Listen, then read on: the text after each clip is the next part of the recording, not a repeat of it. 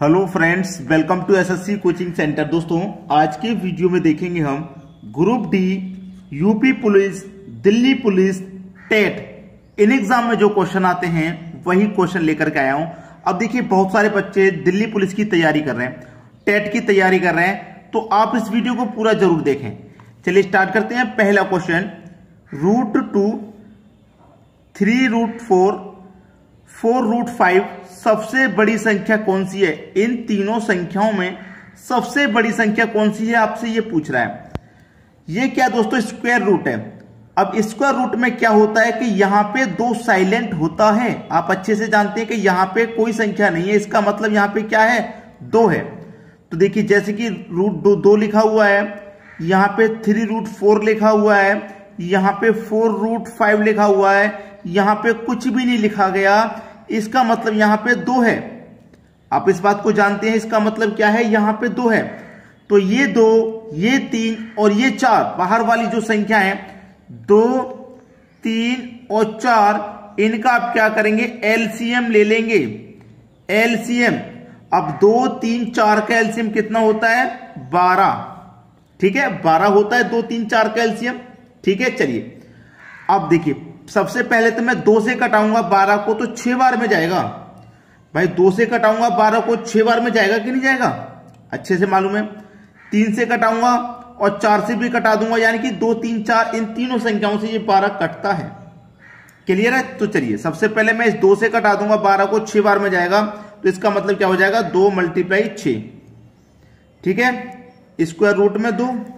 3 से कटाऊंगा 12 को, 4 बार में जाएगा, 3 × 4 और यहां पे अंदर 4। 4 से कटाऊंगा 12 को, 3 बार में जाएगा, तो 4 × 3 और स्क्वायर रूट में 5। 2 छक्के 12, 12√2, 3 चौके 12, 12√4, 4 त्रिका 12, 12√5। ये संख्या निकल के आ रही है। क्लियर है? ये सबको पता है कि यही संख्या निकल के आ रही है।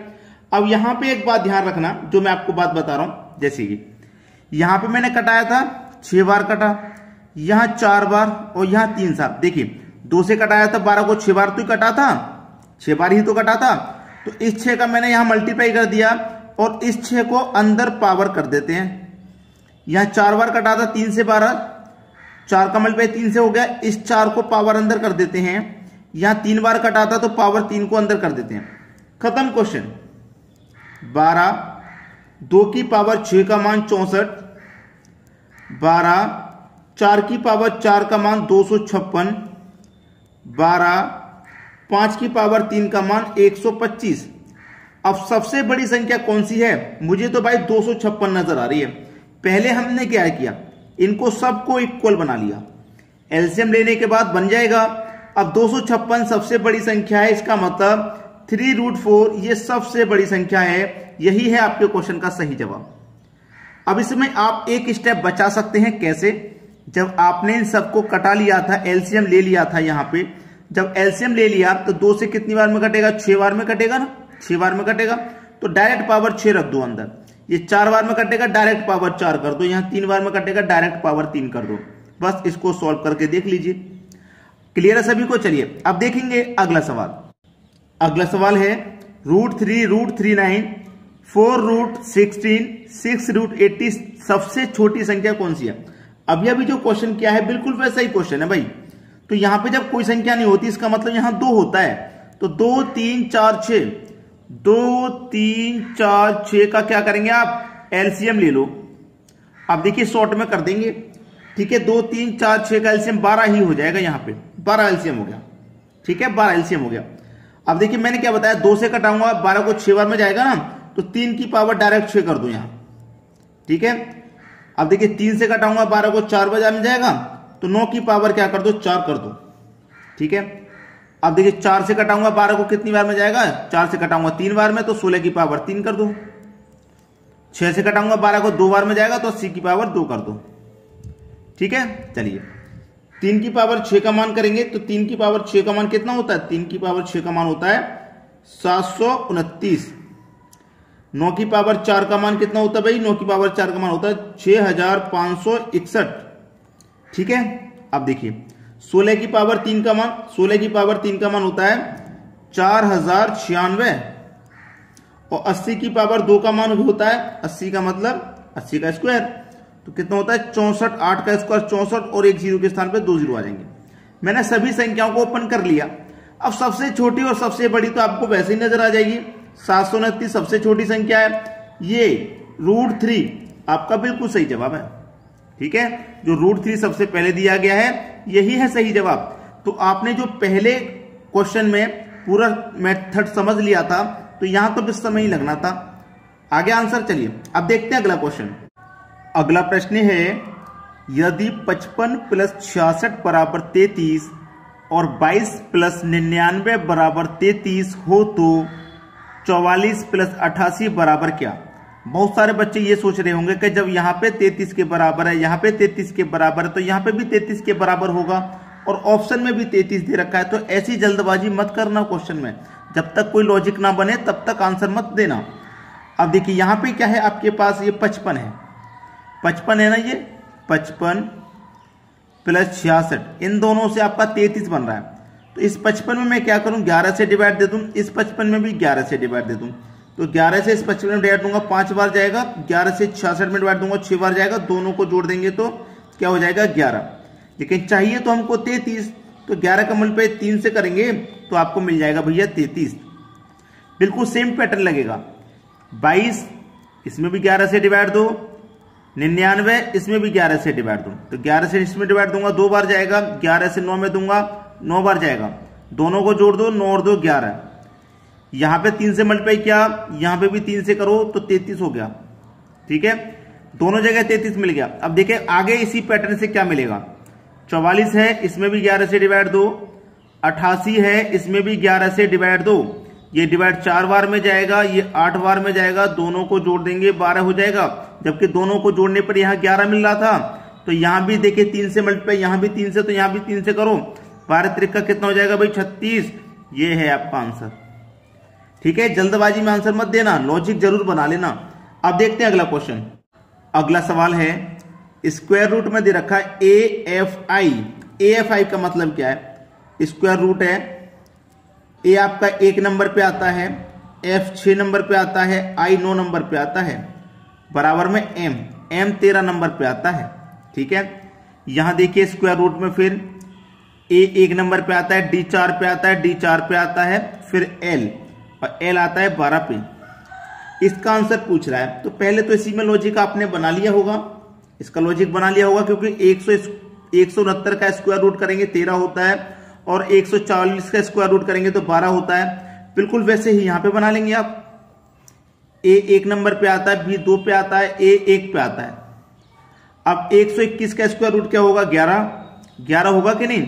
लेकिन आपको 11 नंबर पे कौन सा अल्फाबेट आता है वो बताना है, तो 11 नंबर पे तो K आता है। ठीक है, पहला ऑप्शन सही हो जाएगा। इसका स्क्वायर रूट ये हो गया, इसका स्क्वायर रूट ये हो गया, तो इसका स्क्वायर रूट ये हो गया। लेकिन सभी संख्या अल्फाबेट में थी तो यहाँ पे भी हमें अल्फाबेट ही बनाना था। चलिए अब देखते हैं अगला सवाल। अगला प्रश्न है यदि 264 गुने 2 बराबर 6 तथा 870 गुने 3 बराबर 11 हो तो 735 गुने 5 बराबर क्या होगा। 264 गुने 2 बराबर 6 है। देखिएगा 264 गुने 2, अगर इसमें गुना 2 की जगह में 2 से डिवाइड कर देता हूं तो कितनी बार में डिवाइड देगा, 2 एकम 2, 2 त्रिक का 6, 2 दूनी का 4, 132 बार में डिवाइड हो जाएगा। अगर मैं मल्टीप्लाई 2 से ना करके 2 से डिवाइड कर दूं तो 132 बार में डिवाइड हो जाएगा और ये 6 के बराबर आना चाहिए। तो 6 के बराबर कैसे आएगा, ये जो 132 आए इसको आपस में जोड़ लो, आपस में जोड़ लो तो 1 और 3 4, 4 और 2 कितना हो जाएगा, 6 हो जाएगा। बिल्कुल वैसे ही हमारे पास क्या है, ये 870 है मल्टीप्लाई 3। जैसे मल्टीप्लाई 2 था लेकिन हमने 2 से डिवाइड किया, ऐसे मल्टीप्लाई 3 है तो 3 से क्या करेंगे, डिवाइड करेंगे। भाई कर दो 3 से डिवाइड, 3 दूनी का 6 जाएगा, 2 बचेगा 27, 3 निमे का 27 और 1 ये 0 है, 1 ये 0 है। क्या करेंगे, आपस में जोड़ लेंगे, 2 और 9 11 है, 11 में 0 लगा देंगे तो 11 ही हो जाएगा। तो यहाँ पे आपको 11 भी मिल गया। सेम पैटर्न पे आधारित है, वही पैटर्न यहाँ पे लगा दो। 735 मल्टीप्लाई 5, लेकिन 5 से मल्टीप्लाई की जगह क्या करेंगे आप, डिवाइड करेंगे। 5 एकम 5, 2 बचेगा 23, 5 चौक के 20, 3 बचेगा 35, 5 सत्ते 35। अब इसको क्या करेंगे, जोड़ लेंगे। 1 और 4 5, 5 और 7 कितना हो जाएगा भाई, 12 हो जाएगा। यही आपका आंसर हो जाएगा 12। डी ऑप्शन बिल्कुल सही। चलिए अब देखेंगे अगला सवाल। अगला प्रश्न है, एक ट्रायंगल, 2 ट्रायंगल, 3 ट्रायंगल हैं और ये रहा आपका x। ये x का मान फाइंड करना है, यहाँ पे कौन सी संख्या आएगी ये बताना है। जबकि इस वाले में 26 आ रहा है, इसमें भी 26 आ रहा है, तो यहाँ पे क्या आएगा, 4 6 2, इनका कुछ करेंगे तभी आपका 26 बनेगा। ठीक है, इतना आपको मालूम है। तो हम करें क्या, ये जो दोनों संख्या है 4 और 6, दोनों का अगर मैं मल्टीप्लाई करूं तो 6 चौके 24। ऊपर वाली दोनों संख्याओं का मैंने क्या कर दिया, ऊपर वाली दोनों संख्याओं का इनका मैंने मल्टीप्लाई कर दिया तो 24 आ गया। और जो नीचे वाली संख्या थी इसको जोड़ लेता हूं तो 26 हो जाएगा और बीच में आपको 26 ही दिया गया। बिल्कुल वैसा ही यहां पे करते हैं, दोनों का मल्टीप्लाई ऊपर वाली संख्याओं का, तो 7 त्रिक का 21 और नीचे वाली को जोड़ लेंगे तो ये भी 26 हो जाएगा, तो आपको ये भी 26 मिल गया।